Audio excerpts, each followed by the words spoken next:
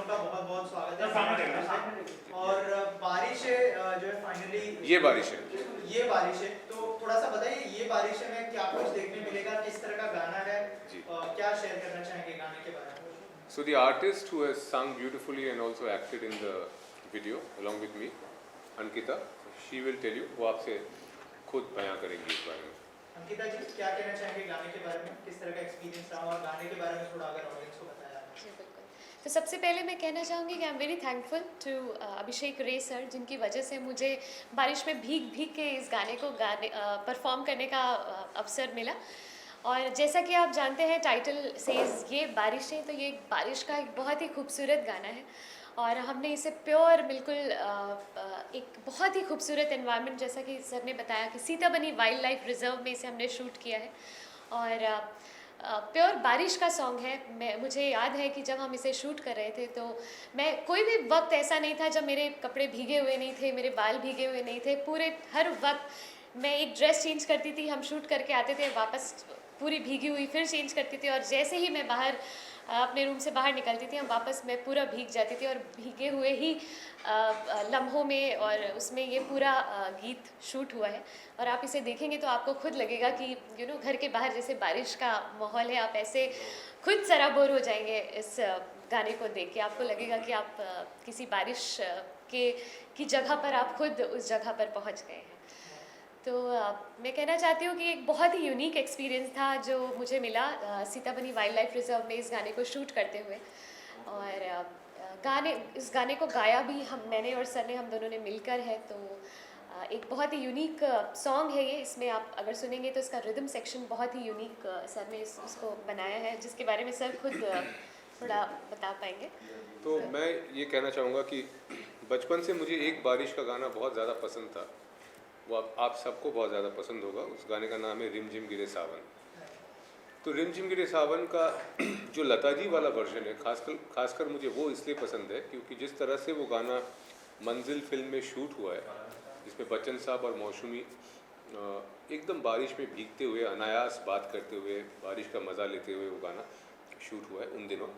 आज तक अगर आप वो गाना देखेंगे उसमें कोई आर्टिफिशियल रेन मशीन नहीं है, उसमें कुछ भी आर्टिफिशियल नहीं है। जुहू बीच आपके मरीन लाइंस में वो लहरें आ रही हैं और वो भीग रही हैं और बारिश हो रही है और पूरा गाना वैसे शूट हुआ है। तो तब से मेरा मन था कि कोई ऐसा दिन आएगा कि ऐसा कोई गाना बनाऊंगा मैं जिसमें वाकई बारिश में भीग भीग के, कोई आर्टिफिशियल रेन मशीन ये सब तामझाम ना हो, बादल हो, वाटरफॉल्स हो, बारिश हो। और वो एक मन में था, वो as a film maker, as a composer हमेशा से वो बात मेरे मन में थी कि ऐसा कोई गाना मैं शूट करूँगा यूं ही जैसे मंजिल फिल्म में वो रिम झिम गिरे सावन गाना था। तो मेरा एक कॉम्पोजिशन था ये बारिश है, जो ख़ास बारिशों का गाना था। और हम देखते आ रहे हैं कि पिछले कुछ सालों से बारिश का गाना मतलब hot women wearing hot pants and a very artificial kind of rain experience. The natural rain experience had gone, so we have tried to bring that back with this song.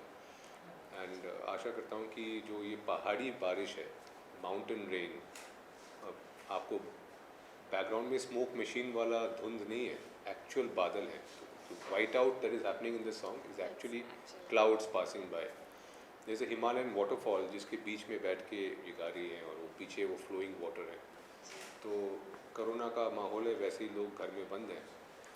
तो मेरा ये मन है कि और ये आशा करता हूँ कि इस तरह की जो ताजगी है इस गाने में वो लोगों तक पहुँचे और लोग कुदरत से जुड़े, बारिश से जुड़े। और अंकिता के साथ काम करने का एक्सपीरियंस कैसा रहा आपका? सबसे ख़ास बात यह है कि अंकिता की जो आवाज़ है, मैंने 4 जनरेशन के सिंगर के साथ काम किया है।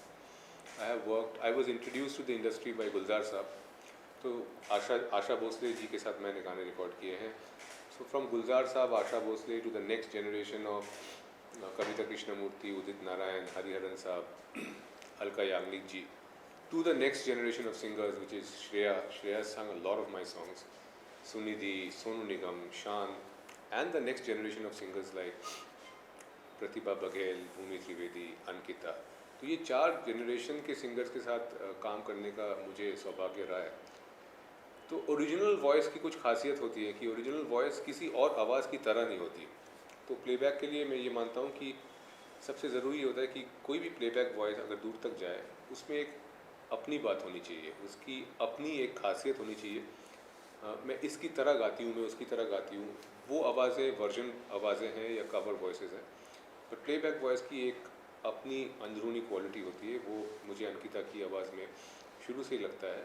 और बहुत मीठी आवाज़ है, बहुत अनायास गाती है, पानी की तरह गाती है, इसलिए ये बारिशों में उनकी आवाज़ बहती हुई नज़र आती है।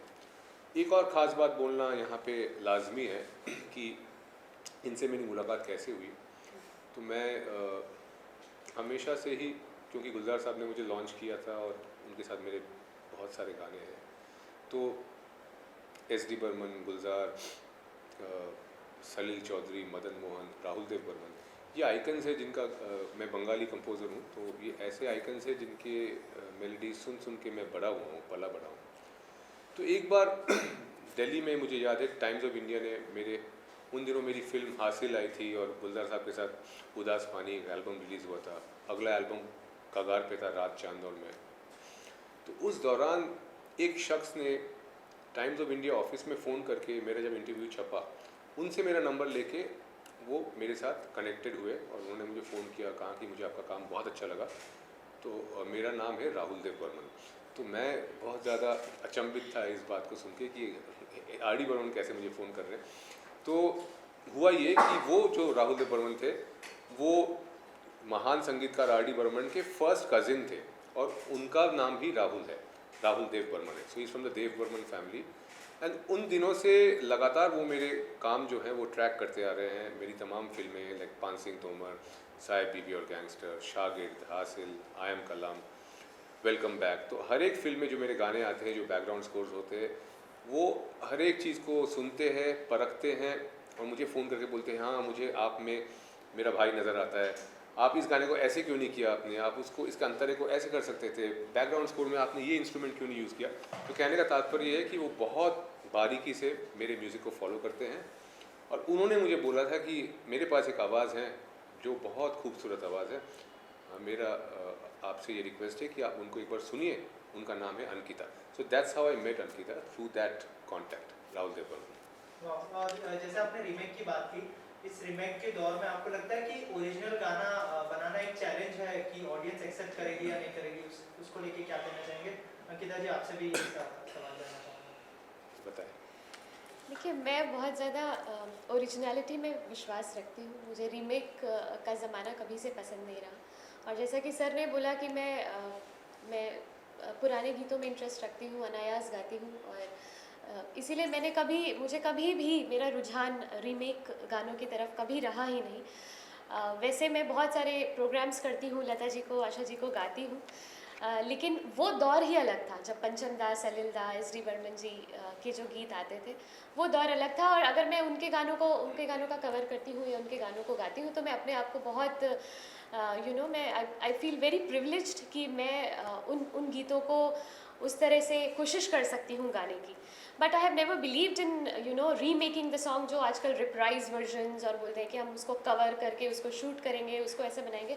मुझे नहीं याद है कि मैंने कभी ऐसा किया हो। और मैं बहुत अपने आप को लकी समझती हूँ। I am very privileged, very lucky that I got to meet Abhishek sir, जिसके कारण मैं ओरिजिनल गाने जिनके कारण मुझे ओरिजिनल गाने गाने का मौका मिला। और मैं कहना चाहूँगी कि ये बारिश है मेरा इनके साथ this is the fourth song that we have done together. और मेरे चारों गीत इतने खूबसूरत है कि मुझे हमेशा जो एक मेरे अंदर एक लालसा थी या एक जो अंदर एक मेरी जो इच्छा थी कि मैं उस दौर में क्यों नहीं हुई, जैसे जिस दौर में सलिल दा, लता जी को गीत देते थे, तो मुझे जो वो एक मेरे अंदर इच्छा थी कि मैं ऐसे गीत गाऊं जो बहुत ही मेलोडियस हो, अच्छे हो, अनायास हो, और जिनमें ये जो रिप्राइज और रीमेक करके जो आवाज़ बदल के लोग गा रहे हैं आजकल, वो मुझे ना करना पड़े। मैं अपनी जो भी मेरी आवाज़ है मैं उसको उसी तरह से उसको तो जो पेश भी कर आपकी पाऊं। आवाज़ है उसमें आप ये बारिशें की 4 लाइनें सुना दीजिए। ये बारिशें हुई संतली, खुशबू जो तेरी खुली, ये ख्वाहिशें उड़ने लगी, तेरी लगन जो लगी, तेरी लगन जो लगी। अभिषेक जी, आप क्या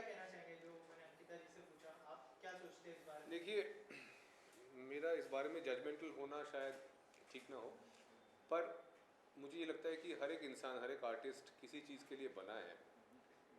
हर एक आर्टिस्ट की अपनी एक वजूद है और वो यहाँ पे क्यों है वो जहन में रखना ज़रूरी है। तो मैं तो शुरू से ही I have been a singer composer who always done original work in films. My first album was Udaas Paani with गुलजार साहब, फॉलोड बाय रात चांद और मैं, फॉलोड बाय कब आते हो, and all the films that I've done are in diverse genres. I mean, from pure deep dark romance like Sahib बीवी और गैंगस्टर, और एकदम ही बीहड़ की फिल्में जैसे पान Singh Tomar, gloss gangster comedy like welcome back. तो मेरा तो रुझान शुरू से ही, मैं बना ही हूँ ओरिजिनल म्यूज़िक के लिए। मुझे तो समझ में ही नहीं आता कवर का जो कॉन्सेप्ट है।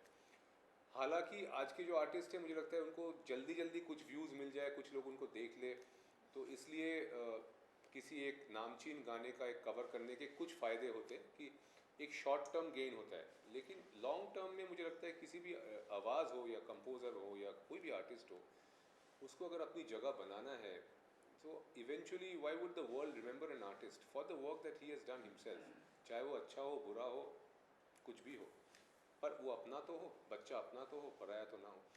तो कवर्स के कुछ शॉर्ट टर्म गेन्स होते हैं, पर उस दिशा पे मैं कभी चला नहीं हूँ, तो इससे ज़्यादा इस बारे में बोलना शायद उचित नहीं है मेरे लिए। और एक बात को मैं हमेशा जहन में रखता हूँ कि इतनी सारी फिल्में मैंने कर ली, लेकिन जो मेरा पहला काम था उदास पानी विद गुलजार साहब, उस दौरान एक प्रेस कॉन्फ्रेंस में गुलजार साहब जब स्टेट्समैन न्यूज़पेपर ने इंटरव्यू किया था, तो कई बातें उन्होंने बताई मेरे बारे में। उसके बाद उन्होंने एक बात बताई कि after long I have met a young composer whose melodies remind me of Salil Chowdhury. तो अगर मेरी शुरुआत इस तरह से हुई थी, तो उस शुरुआत को नज़रअंदाज करते हुए मैं ऐसा कोई काम कभी करता नहीं हूँ जो उसको हल्का कर दे।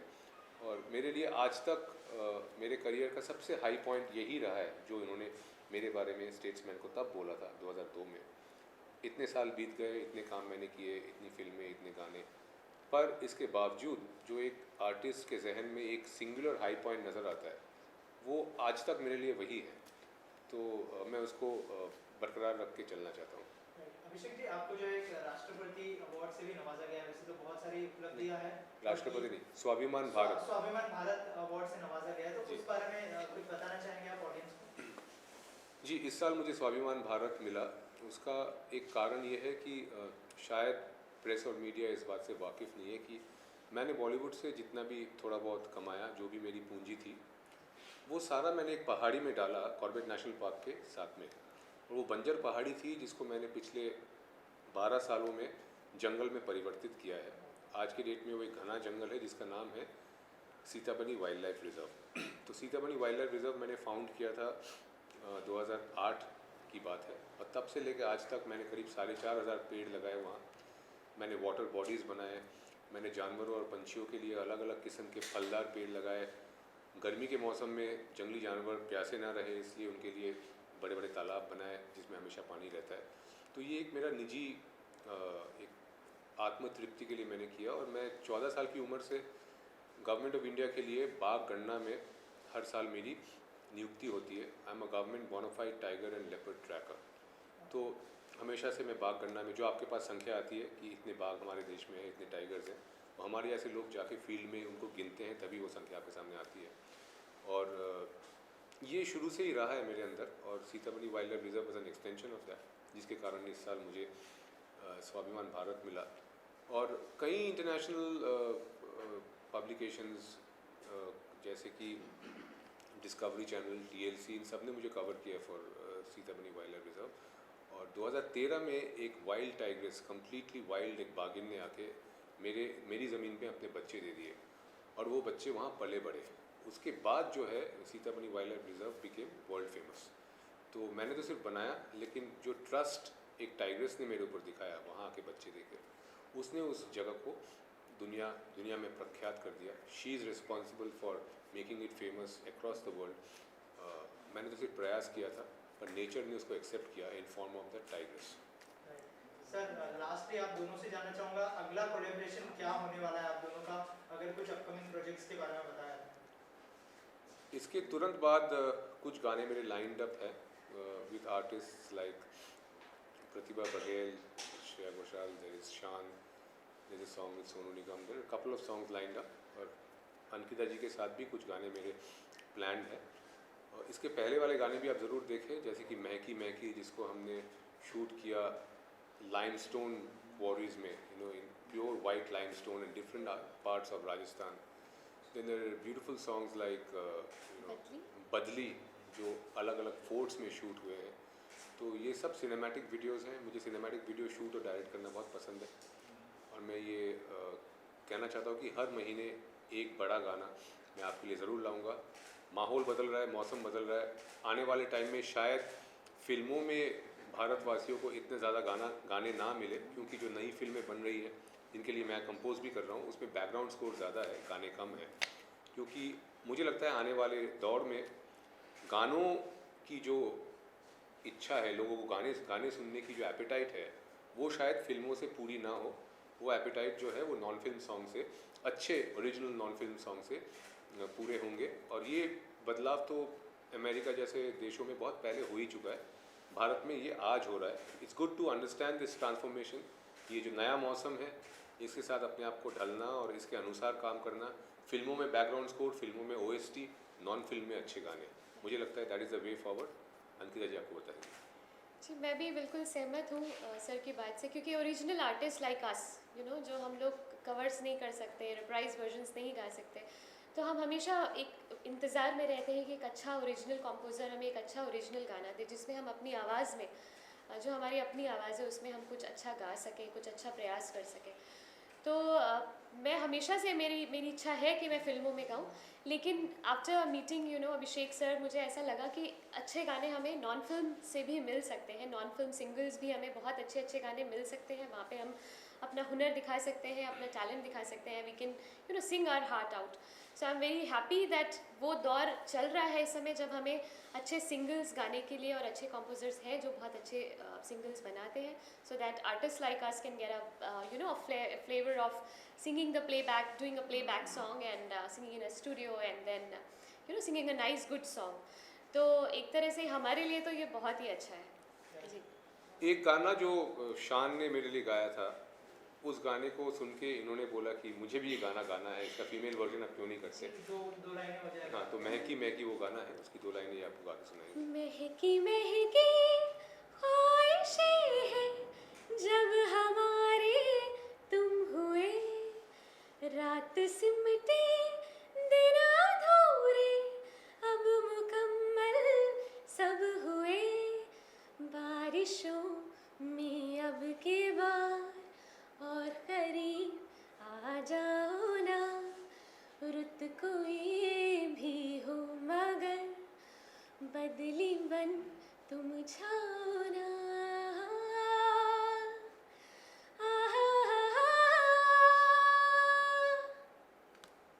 Thank you so much. Lastly आप लोगों से जानना चाहूंगा कि रियलिटी शोज के सिंगर के बारे में क्या सोचते हैं आप लोग, जो मतलब इतनी सारी पॉपुलैरिटी उनको एक रियलिटी शो से मिल जाती है, उसके बाद क्या सोचते हैं कि मतलब एक तरह से गायब हो जाते हैं। जैसे बहुत सारे विनर्स हुए, लेकिन उनको मतलब कोई याद नहीं रखता, इसलिए काम भी नहीं मिल पाते, तो उस बारे में क्या सोचते हैं आप लोग? जैसे अभी पवनदीप जीते हैं इंडियन आइडल जी, मैं सबसे पहले तो मेरी हार्दिक शुभकामनाएं। Is a very very good singer, very talented singer.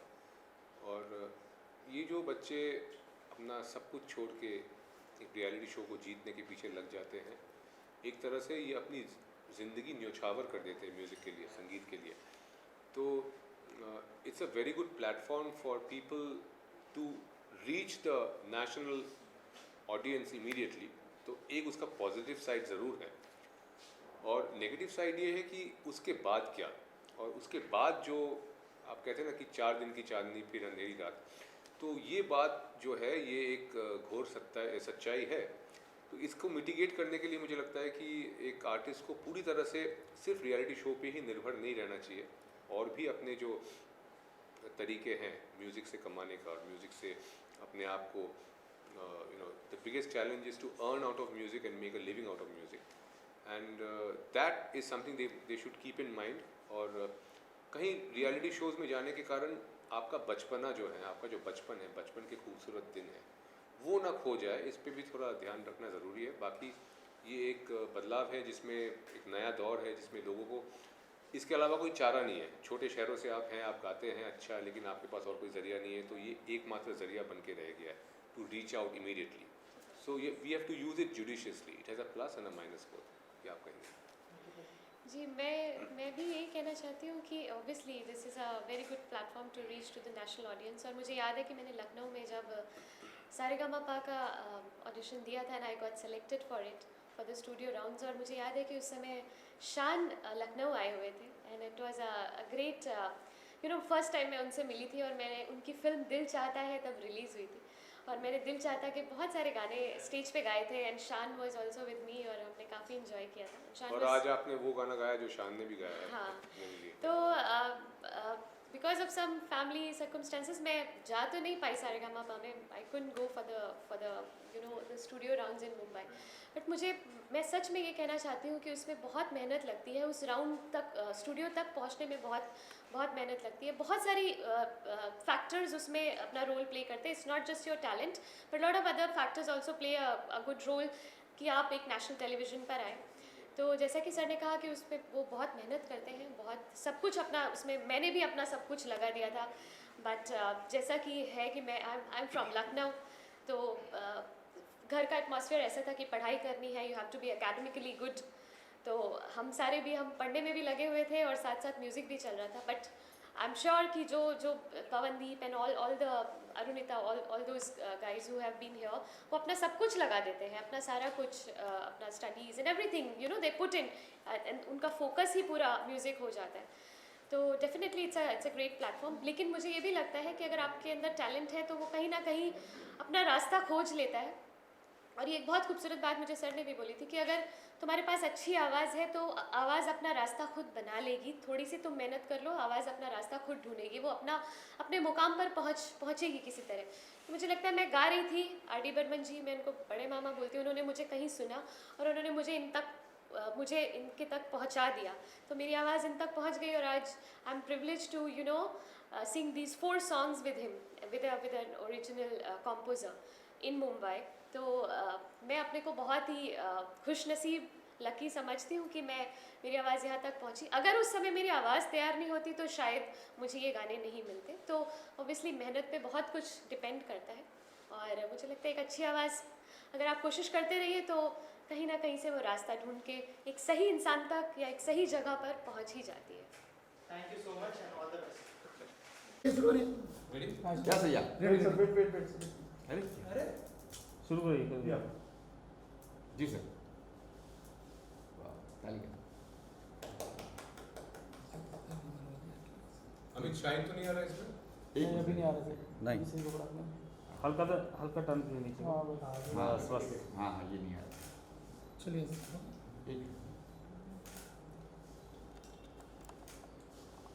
Okay sir. नहीं एक सेकंड हो गया। नहीं Without speaker. हो गया वो। सर यहाँ देखना, यहाँ सर फोटो यहाँ यस यहाँ देखो स्प्लैश यस बहुत बढ़िया सर, थैंक यू। चलिए सर, कैमरे में थोड़ा थोड़ा देख लेना। बहुत बढ़िया। यस फिर यस बहुत बढ़िया।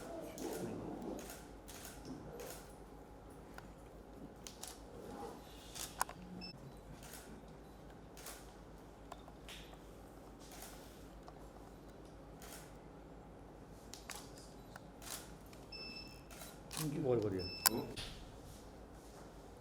हम लोग